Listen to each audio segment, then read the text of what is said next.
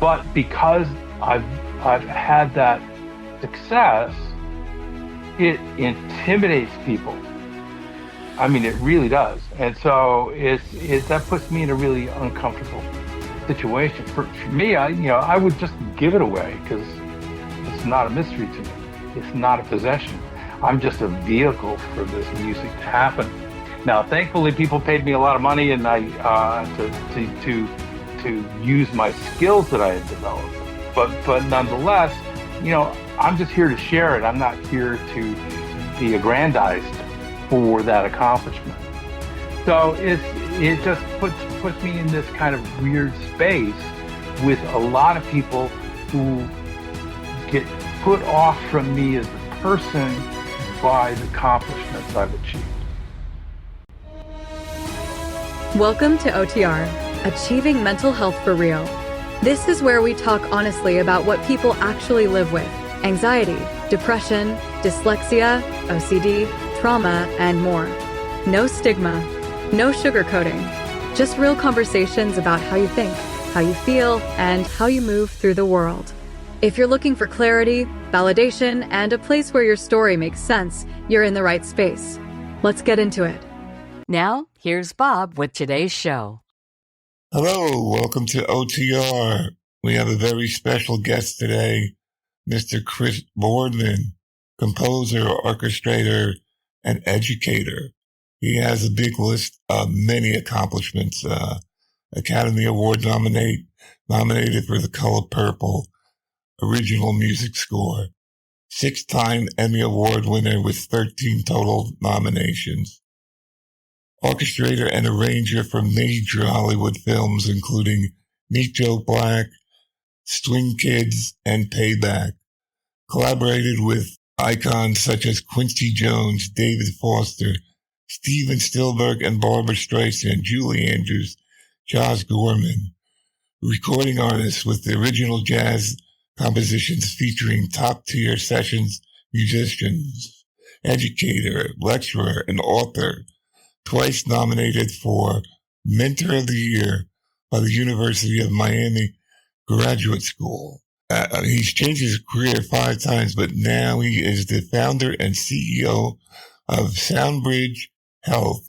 All right, so Chris, how are you? I'm doing fine, thanks. One day at a time. That's my motto. Yeah, I hear you. I don't know if you know my background, but I have the ADHD, I have OCD, you name it, I have it, dyslexia. So I'm not your typical host. I try, but I'm not smooth like your normal host. So I'll be as good as I can be. Don't apologize. You are who you are. Okay. All right. Sounds good. Okay. What I usually open up with is can you tell me a quick synopsis of your childhood? How was your childhood, Chris? Well, yeah, just as a preface, I had major surgery in the summer. I had a carcinoid tumor in my intestines, and I had 6 inches of my small intestine removed. And I'm fine. I'm 100% cured. But the aftermath of that, as it relates to your question, is it made me extraordinarily grateful for the life that I've had, and that I've had an angel on my shoulder since I was a very little boy. So my childhood is very, I guess, unique. It's just normal to me, but obviously unique to other people. When I was 3.5 years old, I had my tonsils out, primarily because my older brother had chronic tonsillitis, and at the time, tonsillectomies were a very popular form of treatment.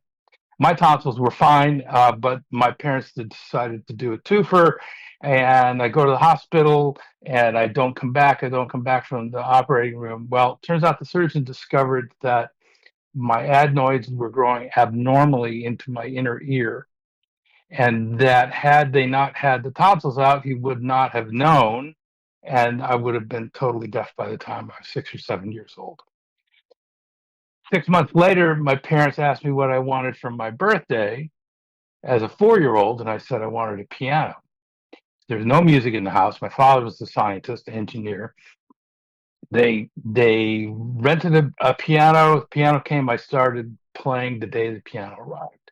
They hired a teacher to come give me lessons, and I could mimic whatever he played. But he, in frustration, he quit because he says, "Wait until he gets into school. He can't even read yet." So that was the beginning of my musical life. And as I said before, my dad was a rocket scientist. I mean, he designed and created rocket engines. And so there's a big mismatch in my family because here was this anomaly. Where did this kid come from? It's not part of our experience.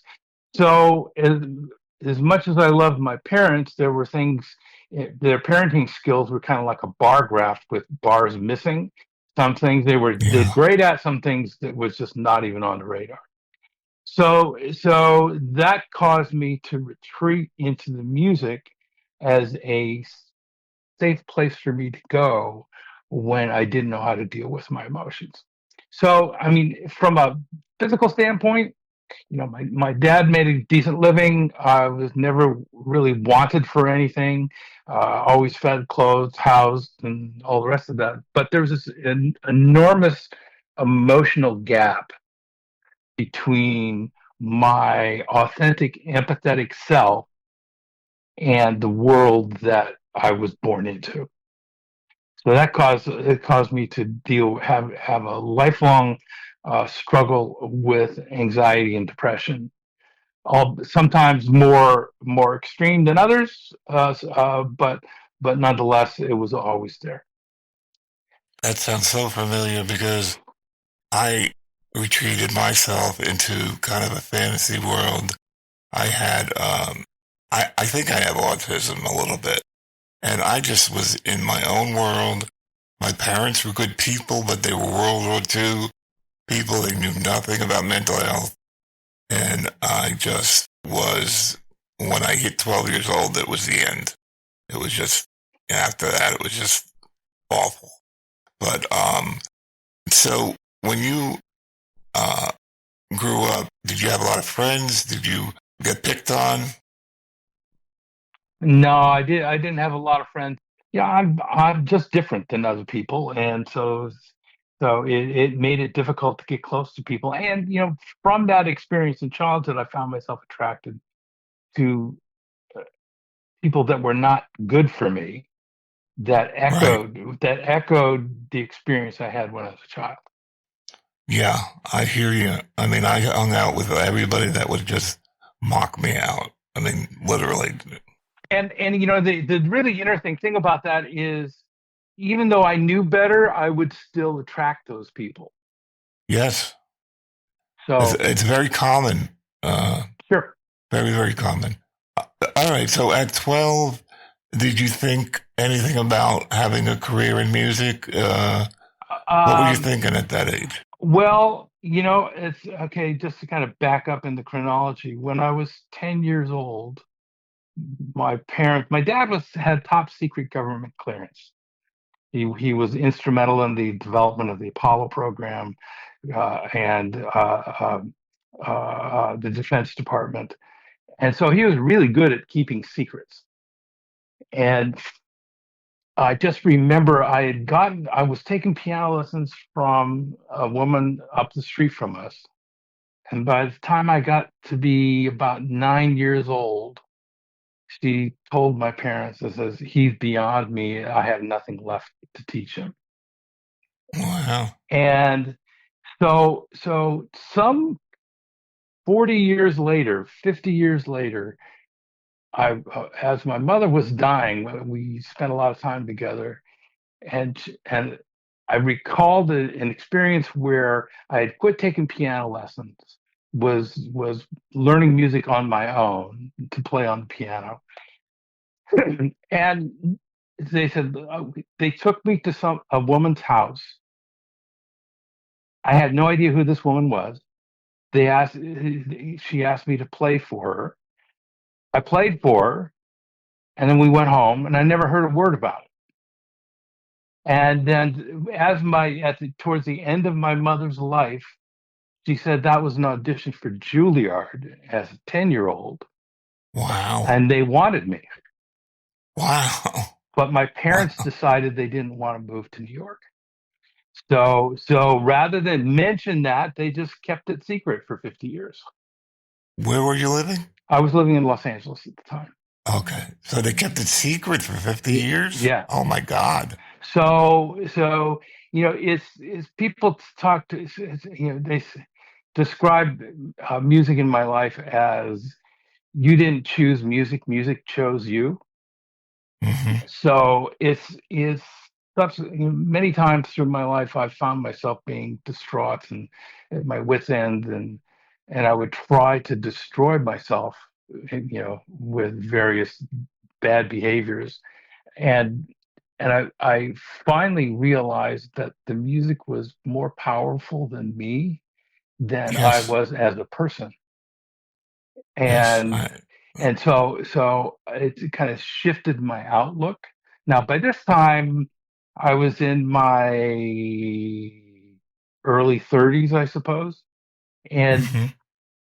I already had a successful career. It's not like I was on the Yes. outside banging on doors. Mm-hmm. But it kind of shifted. So I didn't really have a choice in the matter. I mean, music is such a huge presence in my life that to ignore it, to deny it, would lead to all sorts of other problems that were worse than not being a musician. When you were like 12 or so, was your depression really bad then, or do you remember when it started? We never talked about mental health. I'm a boomer, so my parents were depression era kids. So it was just not discussed. Yeah, but how did you feel? I mean, did you always feel like as a child, I was kind of happy? It's It funny. wasn't until, That's an interesting question. I can't really say that. It's like my dad, God bless him, was brilliant and very demanding.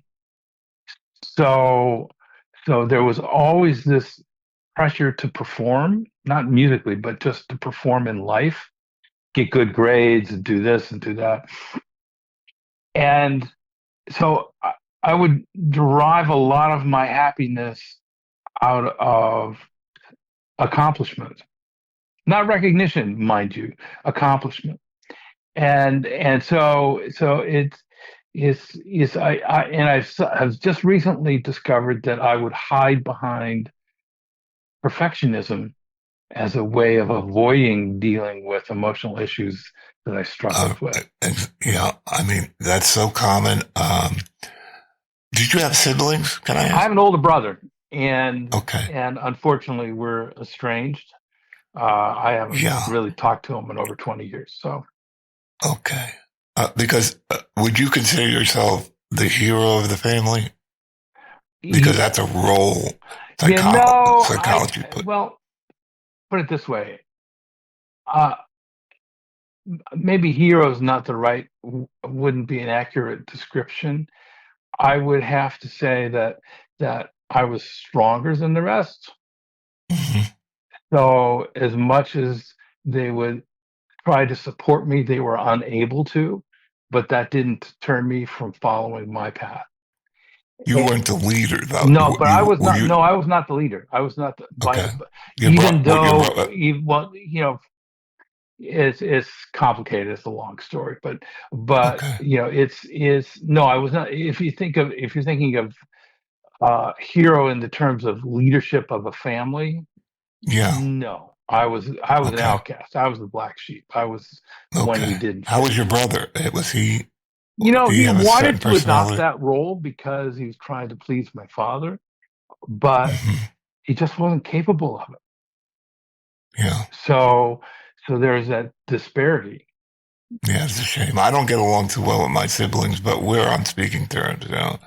My brother was a big bully, and he just bullied me all my life. But Yeah. we're on speaking terms. We talk to each other. So, but Well, good for it's you. hard. I mean, Yeah. I really have nothing to say because I've said it all before, and he's chosen not to want to have a relationship and to keep it superficial. Even when you made it so big, he didn't want to share in that at all. Oh, here's the thing. I just wanted to stay busy so I could stay in the process of making music and in that role of being able to accomplish something. The satisfaction of getting a job done is a huge motivator for me. Um, so I carry around this sack full of credits. It's the baggage that I walk through life with. I don't pay much attention to it because it's in the past. I'm a jazz musician, songwriter. I'm always looking to the next bar, to the next song, to the next opportunity. I don't spend a lot of time dwelling on the past. But because I've had that success, it intimidates people. I mean, it really does. And so that puts me in a really uncomfortable situation. For me, I would just give it away because it's not a mystery to me. It's not a possession. I'm just a vehicle for this music to happen. Now, thankfully, Yeah. people paid me a lot of money, and I to use my skills that I had developed. But nonetheless, I'm just here to share it. I'm not here to be aggrandized for that accomplishment. So Got it. it just puts me in this kind of weird space with a lot of people who get put off from me as a person by the accomplishments I've achieved. Yeah, it's intimidating. I mean, Yeah. it just is very intimidating. You know, uh, I really didn't know how to talk to you because you're such a like celebrity. I'm used to having people who were never heard of on the show, but I'm glad that you wanted to come on my show. Well, I'm happy to be here. Hopefully, provide some insight. Listen, I learned early on, and I've been working with celebrities since I was 20 years old. And early on, I had a mentor who we ended up developing a working partnership. And so I ended up tagging along with all of his clients, and he was very well known, highly respected. I didn't know any better, so I just learned how to do what he did. I learned early on when I would think, why did he pick me? Why do I deserve this kind of opportunity? I realized celebrities are just people. They're oh different, yeah, mind you. It takes a special person who has what I call the look at me, look at me, look at me gene, who wants to stand up in front of an yeah. audience and expose Hmm. their vulnerabilities. That's a really unique sort of person. But at the end of the day, they still brush their teeth at night and put their pants on one leg at a time. But So there's a some of them, Hmm? some of them, some of them are dismissive of people. I know. Well, that's a little bit different issue. Some people are more gracious than others. Some people are more protective than others. I mean, Julie Andrews is one of the most gracious people you would ever meet in your life. On the other hand, Shirley MacLaine is such has such intense curiosity, and she's brilliant, but that is intimidating, and she doesn't have time for it. Right. So I just saw an interview with George Clooney in the last couple of weeks where he said that, I'm dad. I've got these kids, I've got this family, and this is how I spend my time. But when I go out in Hmm. public, I got to wear the celebrity suit. So Yeah, it's some people just don't want to be bothered because they don't have the time or the bandwidth to be able to accommodate it. And some other people are more generous and grateful and appreciative of somebody being respectful and saying, "Hey, I love your work, thank you," or whatever the case may be. well, you probably aren't recognized by face that often. Is that true? No, I mean, no, I'm not. And yeah. I work hard to retain my anonymity. I've Hmm. moved to Nashville 15 years ago, and when I came here, Music Row, which is the hub of country music, was in Right. serious decline. And all the people in Nashville, they're all infatuated with Hollywood, right? So, Right. so I came here because I wanted to get out of LA for various reasons. Mm-hmm.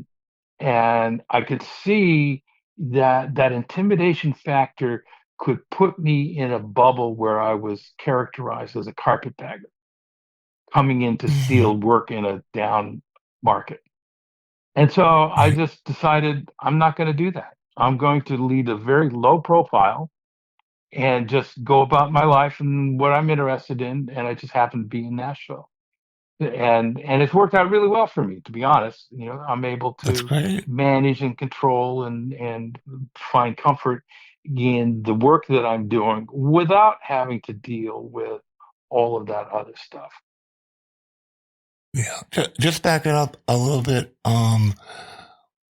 When you went to college, right? I did go to college, but I got really frustrated because at the same time I was hanging out with my mentor, getting seduced by Hollywood. And so I left school. I left school and during my last semester, I just couldn't take it anymore. And so I dropped out and 3 months later, I got a job as a musical director for an entertainer named Missy Gaynor, who started in South Pacific.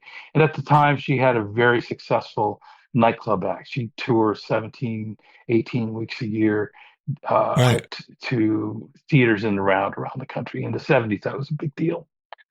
And so I just kind of leaped into that world, and the wild thing that I find that is uncommon with many is I'm completely fearless when it comes to music. So I had never seen a Vegas show before or conduct a band. And here I was being the band leader of this multi-million-dollar nightclub act with no experience whatsoever. And I made it go. I was very successful at it. And then a year later, I got hired away by Tom Jones. So here I am. I'm Wow. 23 years Holy old, cow. and I'm Tom Jones' musical director. Wow. How did you, just curious, how did you meet your mentor that got you into things and stuff? I was going to junior college. At the time, my family was living in Ogden, Utah. Okay. And I was going to the junior college because I wasn't really ready to leave home. And I was in the music department. I saw this flyer on the bulletin board in the hallway. It's this famous arrangers clinic in Las Vegas. And I read through the names of all the instructors, and the only person that I recognized was Quincy Jones. And Okay. so I got my parents to send me there. And I was like 17 or 18 years old. So I went to Vegas alone for this clinic. Mm-hmm. And not yet. As the story, the situation was my dad wore short sleeve dress shirts with pocket protectors and a crew cut. Yeah. Okay. So he was a dyed-in-the-wool engineer. And I go to this clinic from this small town, and I'm sitting in this room and I see this guy. Now remember, this is 1972. Okay. So I'm sitting in this lecture hall at the University of Nevada, Las Vegas, and it's stadium seating. It has the seats kind of got higher as they went Mm-hmm. behind the front of the classroom, and there's this guy standing in front of me. He's got little John Lennon round sunglasses, Mm-hmm. held a cigarette between his index finger and his thumb, with his and holding his elbow under his with his other hand, and then puffing a cigarette like Artie Johnson in Yeah, Laughing, laughing. right? And he had hair down to a ponytail down the middle of his back, and so it's like culture shock. It's like, oh my God, I have no idea. At the time, it turns out he was a first call trombonist, studio musician. Mm-hmm. And he was at night. During the day he would write arrangements for Vegas acts. He lived in Malibu, and at night he was playing with Frank Zappa's band. And here's this guy who it's like he opened up this entire world of arranging and orchestration that I desperately wanted to learn about, but it's the first time I ever had access to that kind of knowledge. Mm-hmm. And so I took his class. Took about I had about an inch stack of notes because I had no idea what he was talking about. It was completely over my head. And then I went back to home, and I ended up writing some music, a bunch of songs for the stage band, the big band at this junior college to play. Mm-hmm. And then I went back to the clinic again the following year. And he was stunned to see me there. I guess in the 6 or 7 years he did this, I was the only person who ever came back again. And so he loved musicians. His family had a beach house at Paradise Cove in Malibu, and he had a legendary open house on Sundays where touring musicians from New York or God knows where, they come into town, and then they just congregate at his beach house. So he said to me, he says, "Give me a call when you get to town." I was transferring to Cal State Northridge in Los Angeles. And he said, he gave me his number and he said, "Call me when you get to town, we'll hang out." And it took me months to get up the courage to call him because I never knew what I was going to say to him. And so I was away from home for the first time. I was depressed. I was lonely. And I went out on a Sunday afternoon and we hung out. We listened to music and I ate dinner with his family. He had 3 young children. I ended up eating Sunday dinner with him for the next 2 years. Wow. And every time I would go out to Malibu, he'd expose me to music. We would listen to music together. Mm-hmm. And I would ask him about this combination of instruments or technical questions about the music we were listening to. Mm-hmm. And he actually started to work me into his business. At the time, he was one of the busiest arrangers in Hollywood. Wow. So he had a lot of overflow. And so he just kind of gently worked me into that. And then he was the one who was responsible for me getting this job just out of college. Wow. And then we subsequently became writing partners for about 15 years where no one could tell our work apart.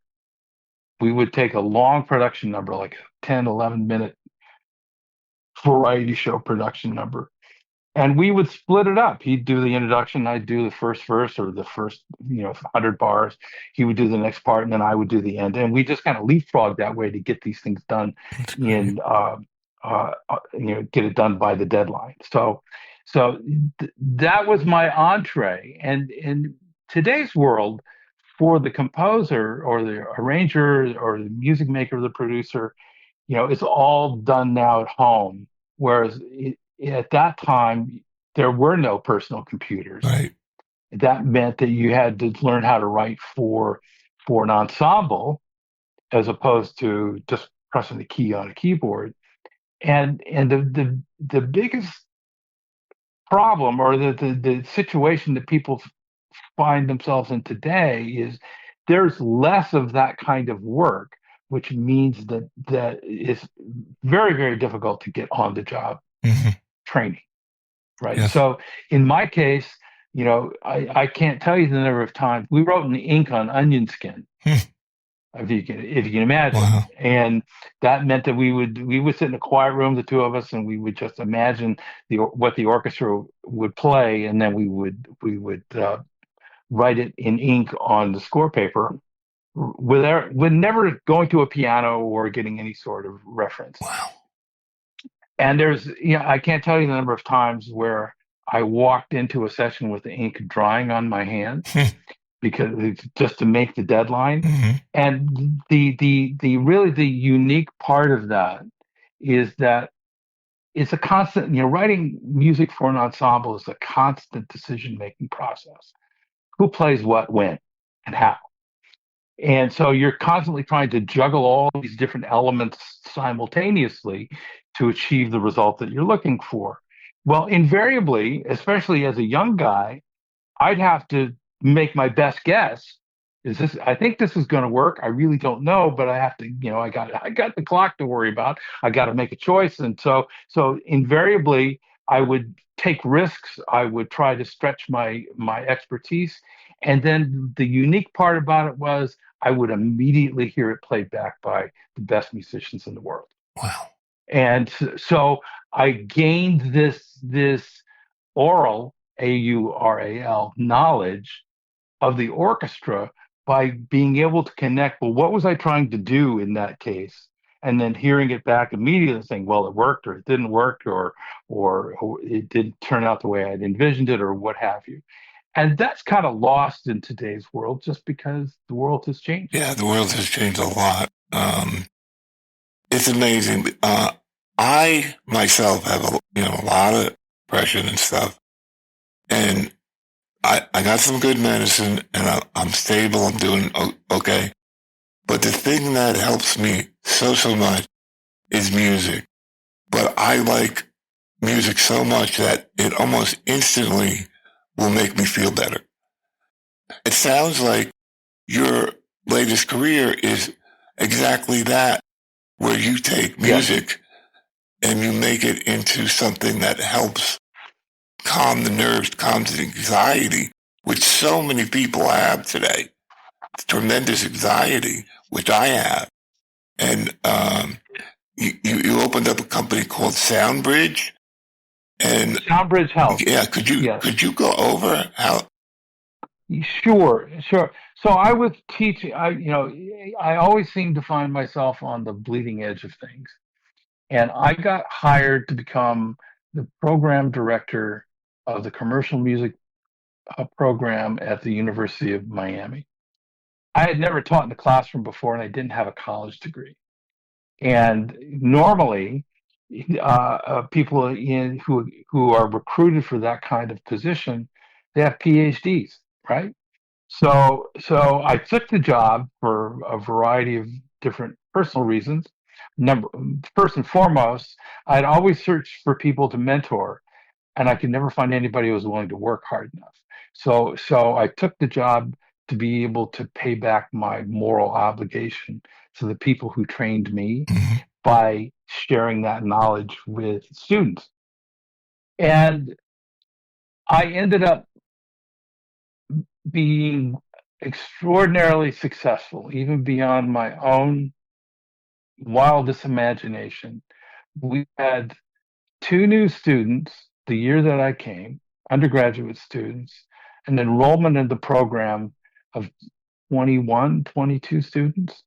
In 3 years, the program had grown by 300%. The undergraduate, I had a limit of 40 students per year in the program at any given time, which means 10 new students per year in the undergraduate program. When I left, we had 100 applications for 10 spots, and I had elevated the program to be top 10 in the world for that kind of program. And my boss, my dean, was intimidated by me. Here I am with no teaching experience whatsoever, having this kind of success, right? Which is, I thought, why I was hired, to turn this program around. Well, turns out that I was getting too expensive for him and too bright a bulb in the box for his ego, and he decided he wanted to let me go. Okay, well, I was a yearly employee, so fine, he has that discretion. So I met him in his office to talk about how do we disengage, right? How do we end this thing? And he tried to intimidate me in that meeting by saying he had the power to operate outside of the contractual obligation that the university had with me. And by that point, I had lawyered up, and I knew exactly what my position was and what his obligation was to me. And he said, I can fire you today if I want. And I said, well, I don't think my legal counsel would agree with you. And I called him out on his bullshit to try to intimidate me. And he stood about 5 feet away from me. All the blood drained out of his face. His eyes went black. His facial muscles became taut. And to this day, I believe that if he had a weapon, I could be dead. It was that terrifying. Wow. And basically, through a lot of study and consultation, I realized that I had pierced the veil of a narcissist. And what I had experienced was a narcissistic rage. And it was so terrifying that I just turned around and walked out of his office, never looked back, never spoke to him again, had to work for him for another year to honor my contract. I would look out the window to make sure, to see if his car was parked in the parking lot. Wow. So it was safe for me to go out in public. And about 8 months later, I realized that I got an email from his office, which was a mistake on a listserv, and it sent me into a panic attack just seeing his name in my inbox. You never had one before, or? Oh no, I've had panic attacks before, but just seeing his name made me recall that experience. Right, it triggered me, and that's when I realized I was suffering from PTSD. All the classic symptoms. So after I left the university, I decided that I would write a piece for the concert hall, only because I had never done that before. It seemed like a decent challenge. And I was searching for a theme to write this piece. What was this music going to be about? And there was a shooting at the Borderline Bar in Westlake, California, where 13 people died and 16 people were injured. And I immediately realized I could use my musical storytelling skill to expose the lives of trauma sufferers to the rest of the world and hopefully, reduce the stigma attached to mental health. Yes. Well, that led into a whole other thing we don't need to get into, but an ancillary part of the original idea of writing this piece for the concert hall was to create a program that I could put into schools to incentivize kids to come to the concert hall. And that evolved into what we now call SoundBridge Health, when I was told by a healthcare executive that what I had created in terms of an intervention was reimbursable by Medicare. And that just kind of changed the whole focus of this. So SoundBridge Health is a reimbursable, non-medication prescription digital therapeutic intervention that is a treatment option for mild, moderate anxiety, depression, and PTSD. And the whole goal behind this is not to say, look at me, I'm so cool for doing this, or even to make money at the deal. What I did was I took my own personal pain and transmuted that into purpose of how can I use what I have to offer to help other people. Right. And so what SoundBridge Health, the methodology is much like you're saying, music makes you feel better, and you use it as a tool.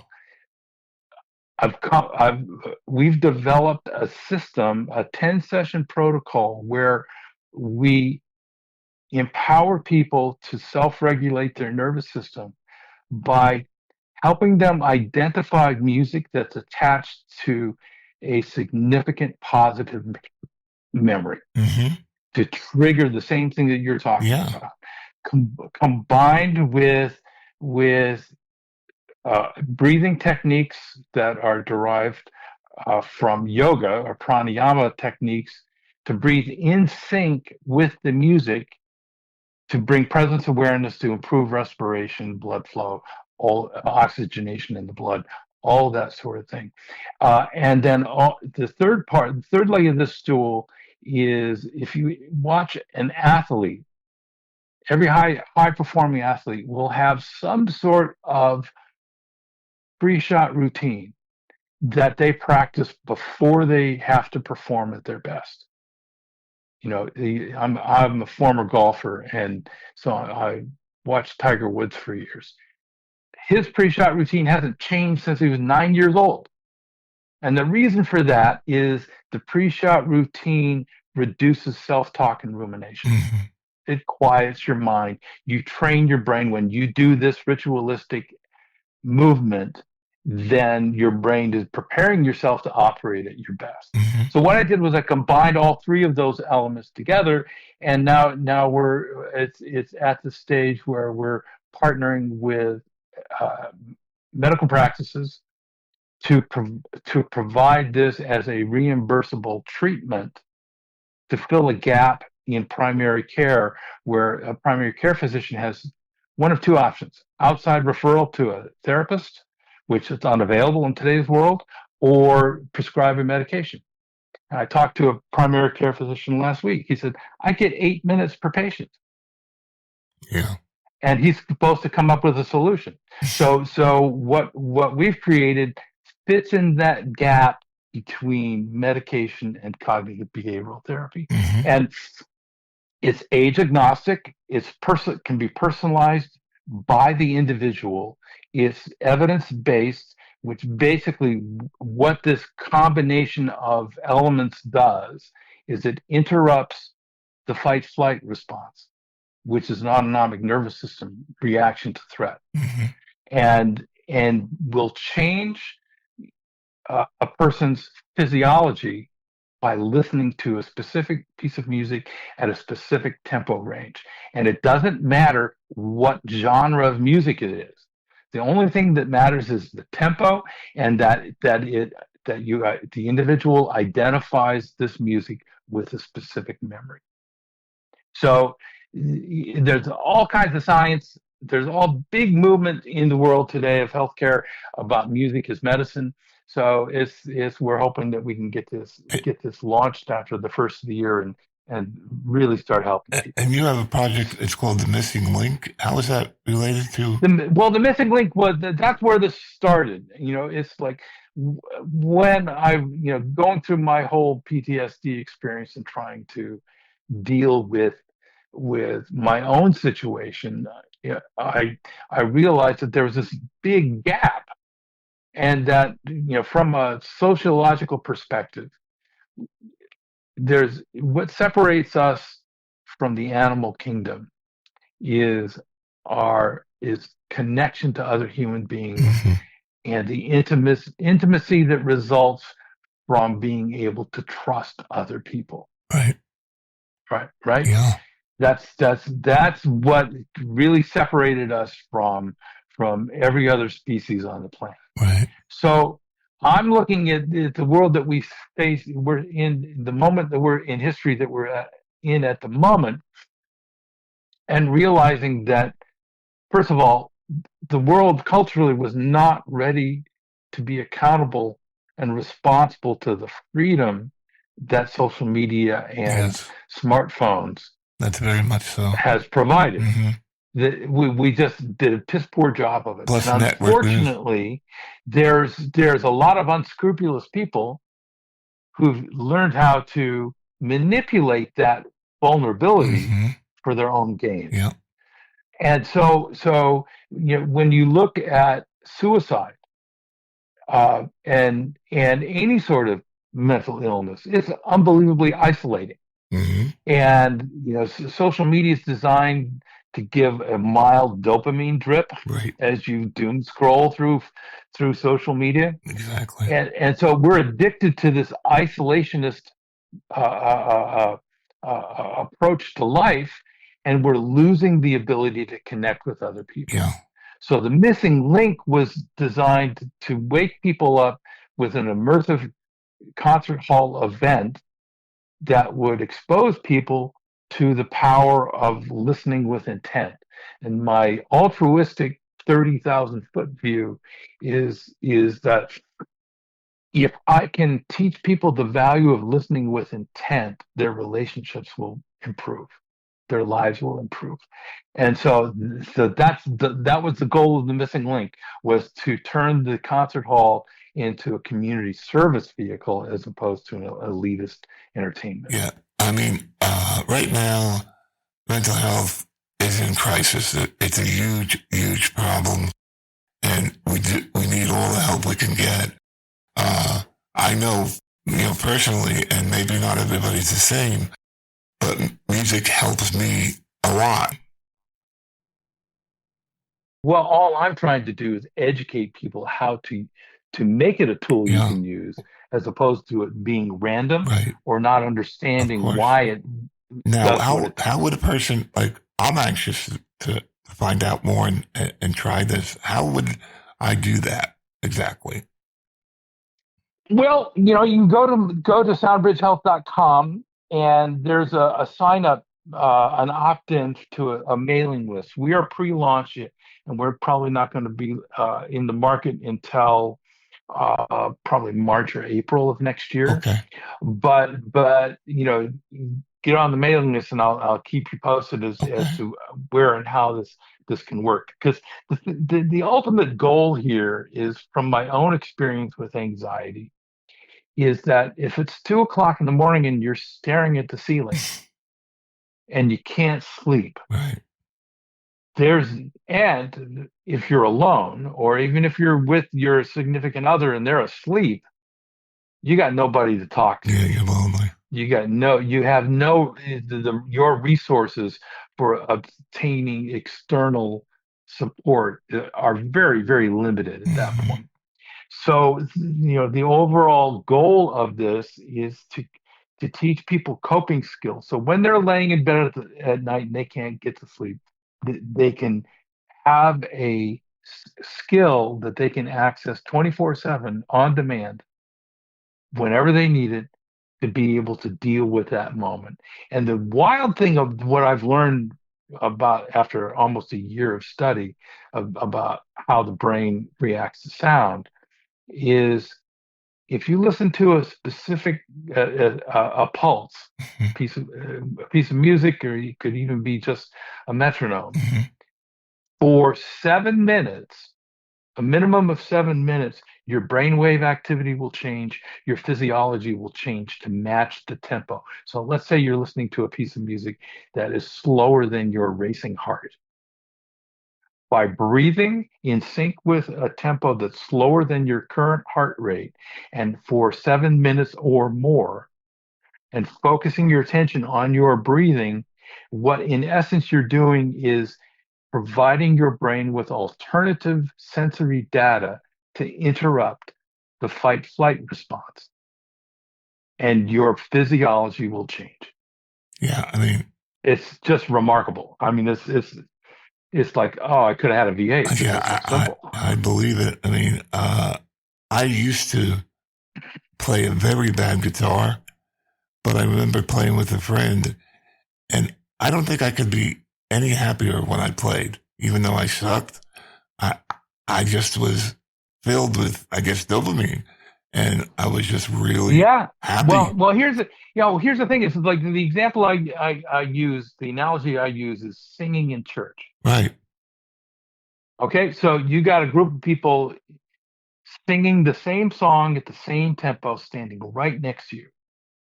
That means that everybody's physiology and mental state at that particular moment is identical. And that will breed a connection with the person that you're standing next to,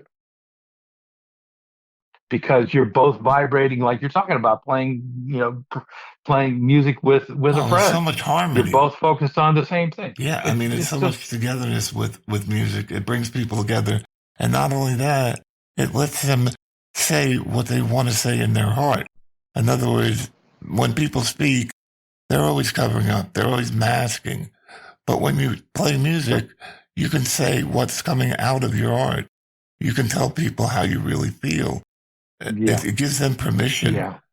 What I try to do on this show is to get out and tell everyone it's okay to talk about your feelings.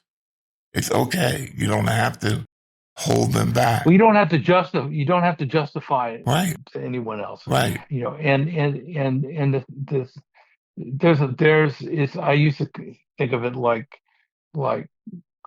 walking back in the days when we had morning newspapers. It's like you reading the newspaper and you can't remember if you had any clothes on when you went out the front door. It creates a vulnerability. But for a lot of young people today, there's this something called imposter syndrome. Right. Right. And imposter syndrome, to me, comes from the fact of, they got to fake it till they make it because they can't fail. Yeah. Or they don't know how to recover from a failure. Right. So they lack the skills to think on their feet, to be able to change to match the situation. And it's just this mismatch. Right.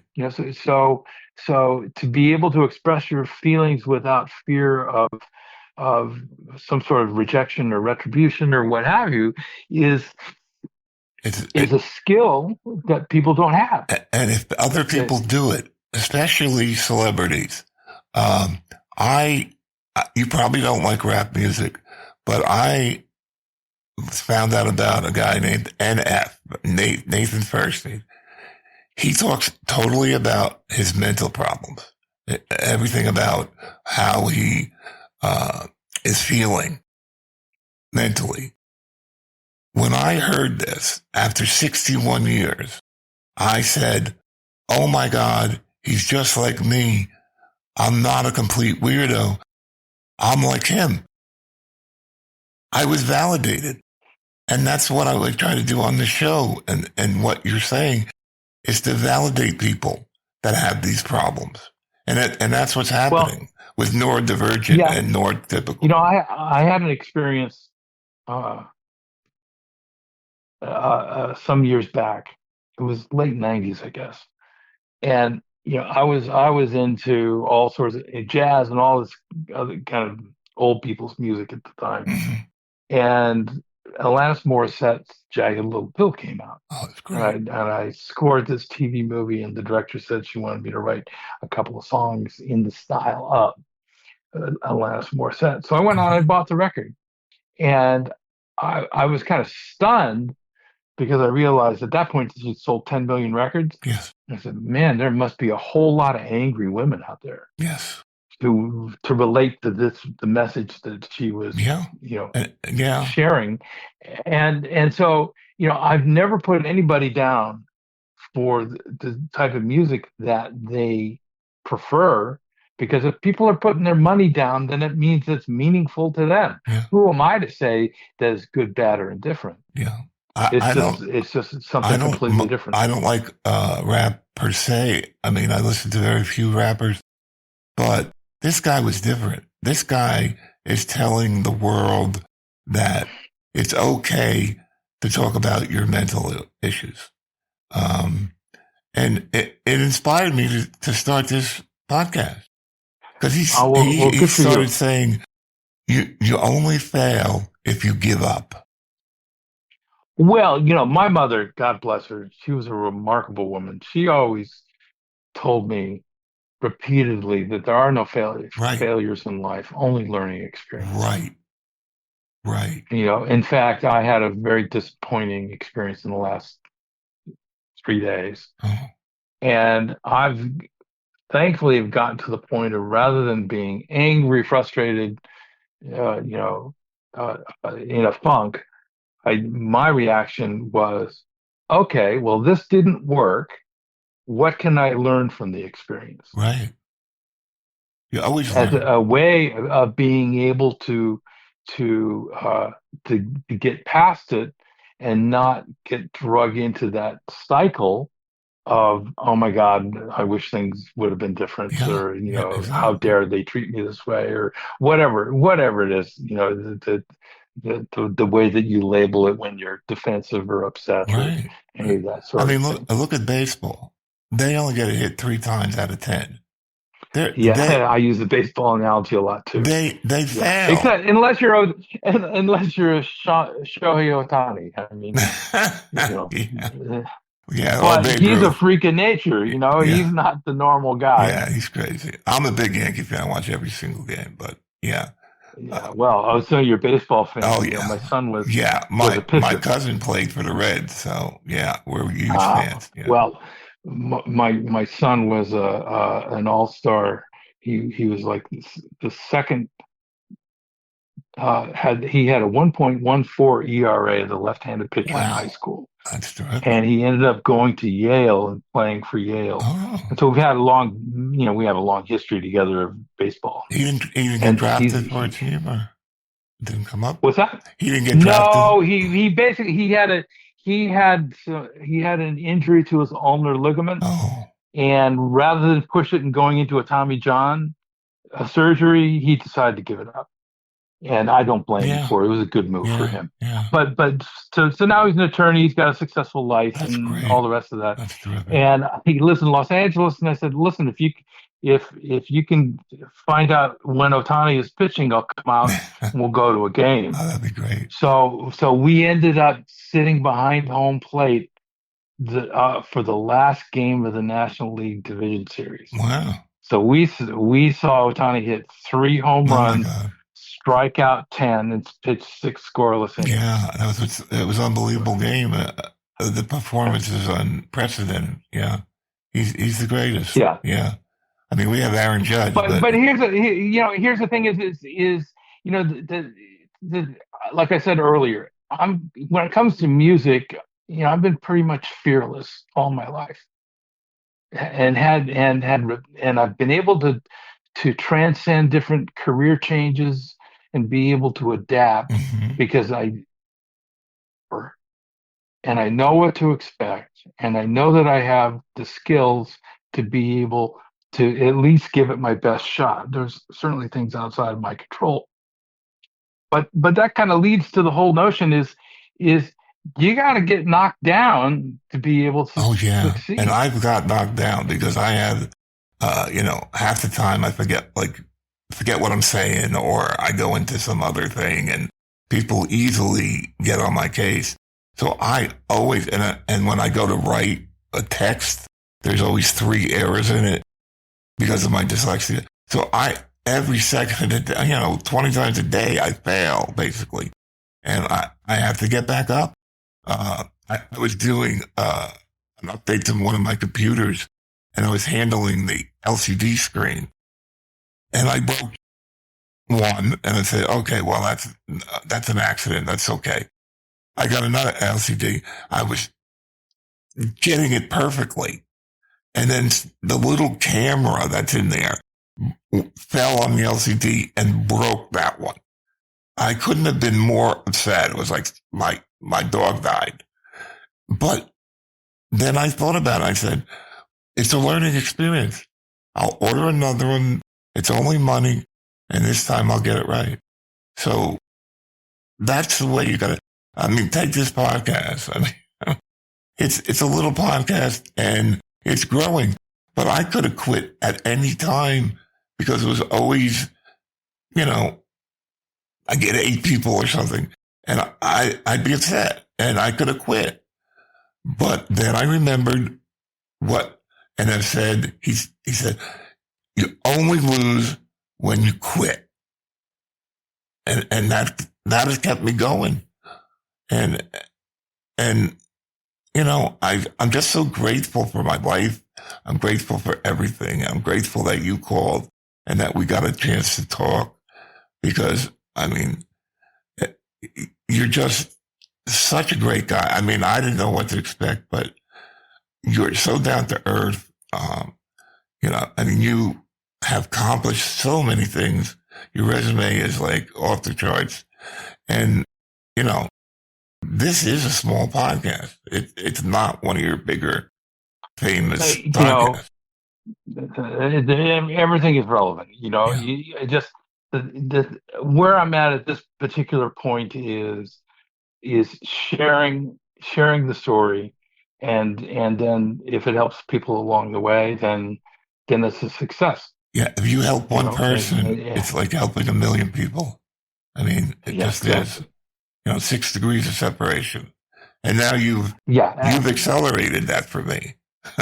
Whoever well, you good. know. Well, good. I usually let my guests say the final word. Do you want to say anything to our listeners? As a final word is, especially for people who struggle with depression, it's very common to think that, oh, I can hide this. The reality is everybody around you sees the depression. And if there's a final word, it's to say that share it with people, find people who you can confide in, and because you won't break. See, that's the fallacy of this, is that you think that, oh, if I hold on to it and I don't share the way I'm feeling, well, I'm afraid of breaking if I tell anybody. Well, if you're in a situation where people are treating you badly, or you're not getting what you really need to support you, well, then you're just in the wrong group of people. It's time to change. Yeah. Right. So, but unless you make that stand and saying, this is who I am, this is what I believe, and this is real for me, you'll never be able to determine if the situation you're in is healthy or dysfunctional. Right. Exactly. I mean, amen to that. I have to, I can't thank you enough. You were a tremendous guest, and I wish you all luck in the world with your projects. Well, same to you, and the same to your listeners. I mean, we have to be. Another closing thought. Okay. Is for the last 25 years, as I saw that my career, as I had known it was going to come to an end, I've the reoccurring question that I've held on to is throughout human history, art, be it visual art, musical art, dance, whatever, has been a form of self-expression. And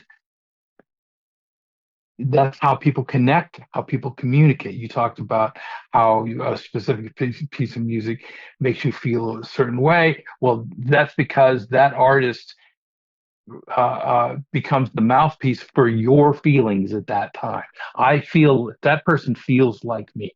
So there's a connection there.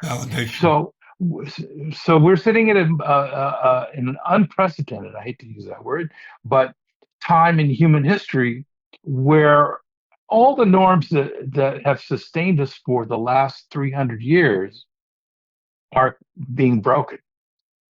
And so there's massive uncertainty and chaos, and nobody knows which end is up. Well, the end result is, as machines take over a big portion of our lives and can generate music itself, what is the role of, how is art going to be perceived, and what is the value of art going to be moving forward?